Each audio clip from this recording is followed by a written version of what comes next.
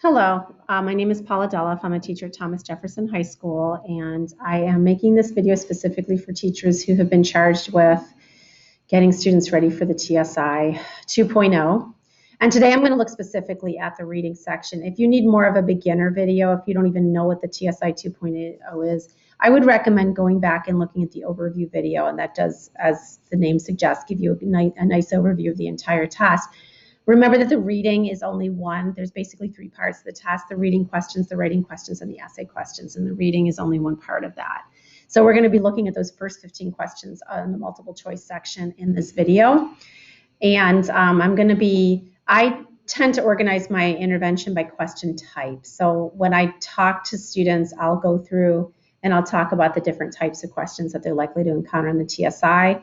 The reason that I know these are the types of questions that you're likely to find on the TSI is because I have taken it several times, and I've even taken the 2.0 version, which fortunately wasn't all that. The reading questions weren't that different from the old test. So in fact, some of the questions were exactly the same as from the old test. So they did maintain some of the same things. So if you've done intervention in the past, you don't need to throw everything out the window because a lot of it will still apply. So when I do intervention, I go by question type, and there's basically 6 different question types. Let's see if I can do this. Now I've got my notes. I'm going to cheat. There's questions about vocab and use of author's use of language, and there's questions of tone and attitude. There are questions about like I call them look back questions, which is sort of my term for it. And then there's look back, and then there's inference questions too, which everyone's familiar with inference questions probably. Another category that I call author's craft, and the 6th category of primary purpose / main idea questions. So the reason that I go by question type, the reason that I think this works for me in the way that I like to do intervention is because I feel that different question types require different strategies.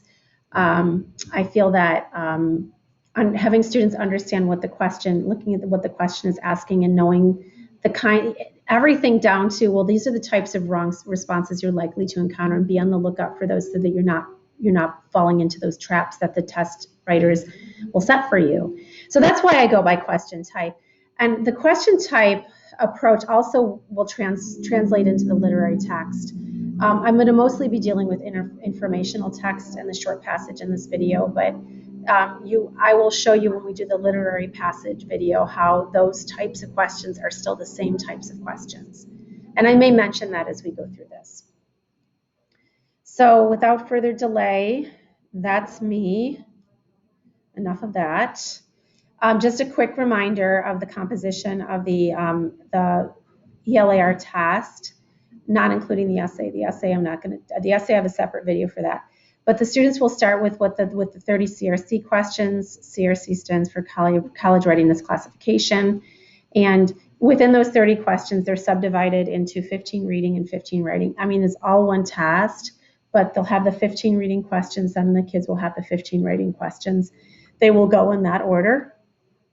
Within the reading questions, so like we're subdividing it further, of those 15 reading questions that start the test, 6 of those are going to be based on a lit passage and connecting passages, and 9 will be based on short passages. So basically the test starts with a literary passage, and this is different from the old test. The old test, the literary passage was around question 12. This time it's the very first thing the students see. That has 4 questions attached to it. After that, they'll get 2 connecting selections, and then they'll get 9 short passages. So that's what the testing experience for the first 15 questions will look like. Just a reminder, because it's a change, and so I like to say it as often as I can, you'll get 945 to pass. You need 945 on the CRC, or if you don't get that, you can get a 5 or 6 on the diagnostic question. So the students can pass based on their diagnostic score, which I think is a good improvement from the old test. But they have to get a 5 on the essay. There's no more getting a 4 if they get the other score. It has to be a 5 on the essay, and that is proving a little bit more complicated for, at least for us at Jefferson. We haven't had a lot of success on the essay yet. I'm going to add that word yet because I have a growth mindset. But we are working on that. We're working on getting that score up. And there's a separate video on the essay, so you can check that out if you're also finding that same problem with the essay. Okay, I'm going to skip this slide. I actually intended to remove it. I don't know why it stayed there. Okay, so I'm going to, in this video, there's going to be 3 different videos. This is the first one, and this one is going to deal with specifically authors' use of language, vocabulary, and then the tone and attitude questions. And then I'm going to have another video that looks at the inference questions and the look back questions, and then a third video that looks at author's craft, primary purpose, main idea. That is to keep the videos from being too long so you can digest them in shorter chunks. So with vocabulary and author's use of language, you may not understand what I mean by author's use of language, and perhaps that's not the best way to term these types of questions, but I'll show you what it means. And I group these together in the same category because I think they require the same set of skills. So let's take a look at what I mean. The primary strategy that most kids are going to use is the context clue strategies. 1 and 3, those are things that you can work on if you have a more sustained experience with doing intervention. If you're going to have, like I do, a class where you're going to see the students 2 times a week, that's what I have right now. I see them twice a week, and we have our asynchronous instruction on Fridays. So we are doing vocabulary. We're building those kinds of skills as part of our class activities. Those are not things you probably have time to do in a intervention, especially if you only have a couple of hours with the kids. So if they happen to come to you with knowledge of word parts, bonus. If they're lucky enough to know what the word means when they do the test, then yeah, they're going to get it right. But most of them are going to be relying on those context clues.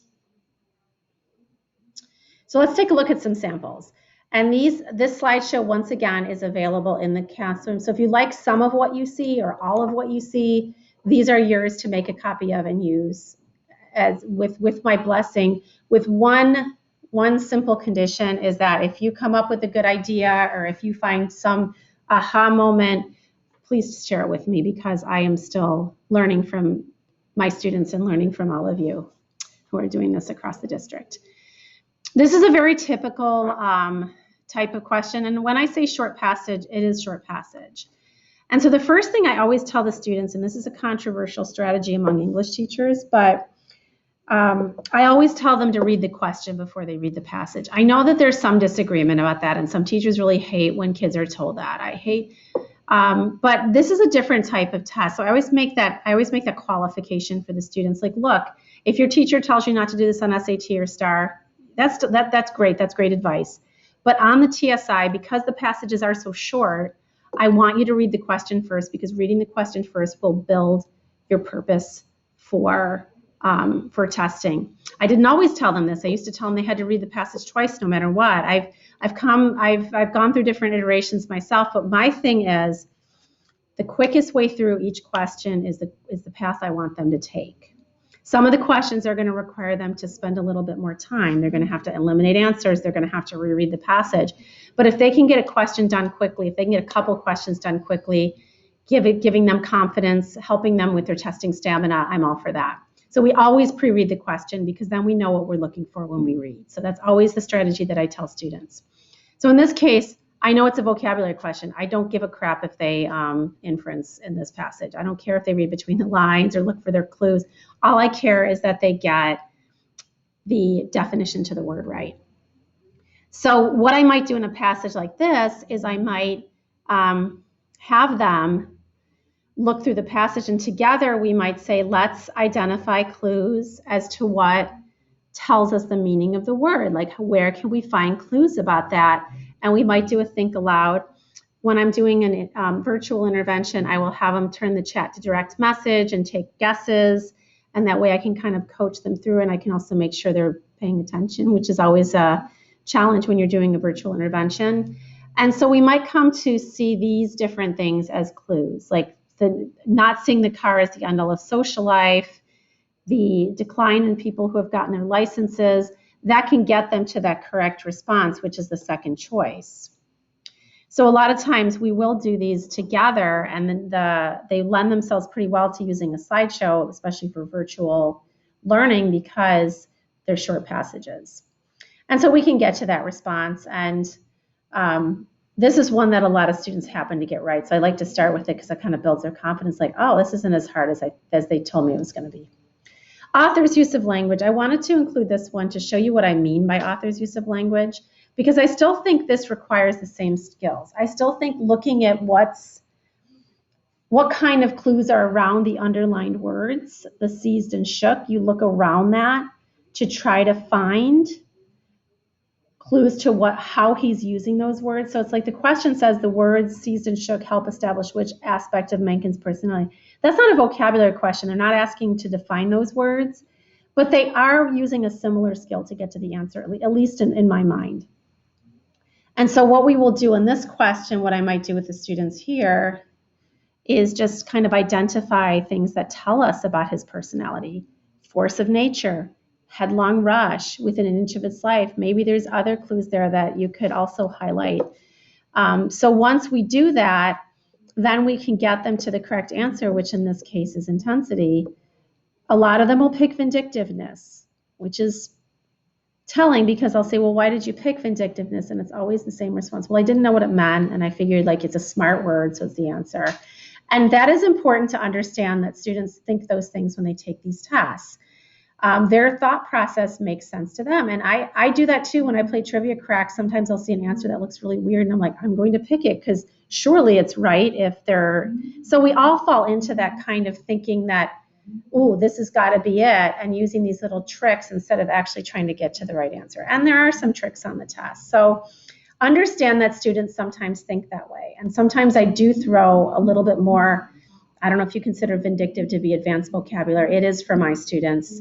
When I throw a more advanced vocabulary question, I like to throw that in at practice, so then the students might pick it, and then I'll say, see, don't pick the word just because you don't know what it means.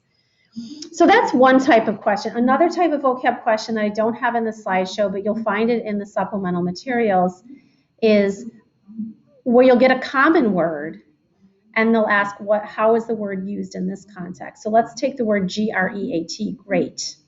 A student, most of us think, oh, that's great when something's really positive or agreeable to us, but we also know that the word great, G-R-E-A-T, can mean large in size. So sometimes you'll get a question that will say, how does the author use this word in the context? And so that's another one you may want to test. You could add that to the slideshow if you want. For me, I want to move on to the next, that would be the answer, yes, intensity. For me, I want to move on to tone and attitude. So I see tone and attitude as being pretty similar. I'm going to send myself away because you know what I look like by now. I see tone and attitude as being very similar because, maybe some purists would say there's a slight difference between the two, but again, I think the same strategies and skills come into play when you handle these questions. My experience is English teachers have done a great job of introducing tone to the students. They've really, given them good background on that. If not, if you feel like they never heard of tone, that's a good place to start in your intervention. But I always tell the students, determine what you think the author might have been thinking or feeling when they wrote the article. That's how I tell them to approach attitude or tone. And then at that point, you want to find any clues for that. So that's how we do that. And I think this is the apple cider one. Oh, this is something I tell them. Okay, this slideshow is adapted from something I actually use with the students. Okay, this is a one about author's attitude. And so we always pre-read the question. Remember, that is my go-to strategy for them. What best describes the attitude of the author toward apple cider vinegar? So then we go through and we'll talk about what these words mean, because sometimes they don't know what these mean. And then we'll go through and read the passage together, and we'll do the same thing. I may have them, hey, give me what you think the answer is after the first time. And then, and they can do that in the chat. If they set the chat to direct, then no one else sees it. And then you can go through and find clues. And that's what I might do in this one, is I might go through with them and point out the clues to them, like claims. You should start by assuming it isn't. Internet darling. Proponents of the fermented liquid seem to think, that language there, seem to think. Trendy, unfounded health benefits. And some of those they may not know what unfounded means. They may not really assign a lot of significance to internet darling. They may not see the sarcasm there. But I always talk about claims. well, I say, what do we think about that word? Well, she claimed she was at the library. Well, if somebody says that, there's a shadow of doubt. And of course, this is probably the most direct clue to what the author thinks. And then, of course, that gets us, again, if they don't know what skeptical means, that is a barrier. That is why I think vocabulary development can be really helpful. Bitter is a bit too strong. Supportive is the opposite. Factual is one that a lot of students are drawn to because they see what they think are a lot of facts in there. So you really do have to highlight the actual language and have that conversation with the students about how this shows a little bit. There's way too much of a bias here for it to be factual. So that gets us to the correct answer, which is skeptical.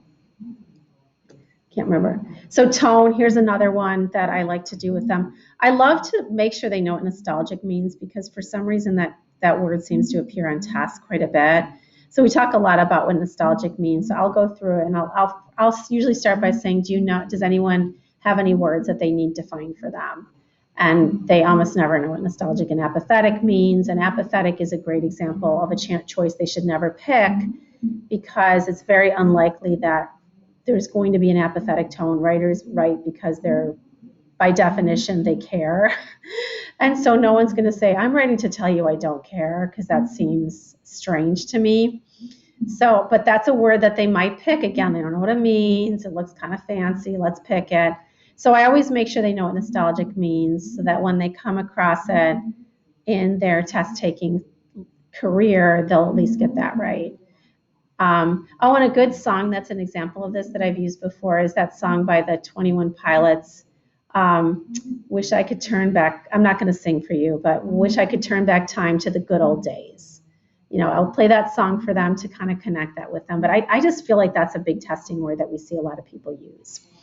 So I think that's where we're going to, oh yes, and that defines it for them. And that is a barrier for the students. Like, there's no context clues here. There's no way to figure out what those words mean other than to just know them. I mean, if they know what pathos means, they may be able to figure out that apathetic, not caring, but that's a pretty large step for some of them if they haven't been practicing those things regularly as an English student. So that's an example of a tone question. So of course the correct response is, again, we'll go through, we'll pick out those clues. And that gets us, well, there's no little arrow, but the correct answer to that is nostalgic.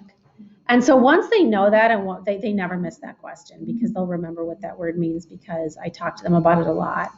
So that's the first way to approach it. Now, you could also do this with the literary passage. You may get a question that talks, and I'll show these more specifically in the literary passage video, where what is the author's or what is the character's attitude towards. So you will see some of these questions, both vocabulary and tone, attitude, in the literary passage as well. So once you've laid the groundwork and you start working on the literary passage, you're like, look, we've done this type of question before. You're just doing it with a different genre. So when I do practice, now I've started combining with the literary passage because they never seem to have enough literary passage practice. So this is the end of part 1. So if you find this approach to intervention helpful, you can check out the next 2 videos. The next one is going to be, part 2 is inference and look back. And then the final video will be author's craft, primary purpose, main idea. Thank you, and let me know if you have any questions. And above all, let me know if you make any important discoveries or breakthroughs with the TSI. I'd love to learn from you as well. Thank you.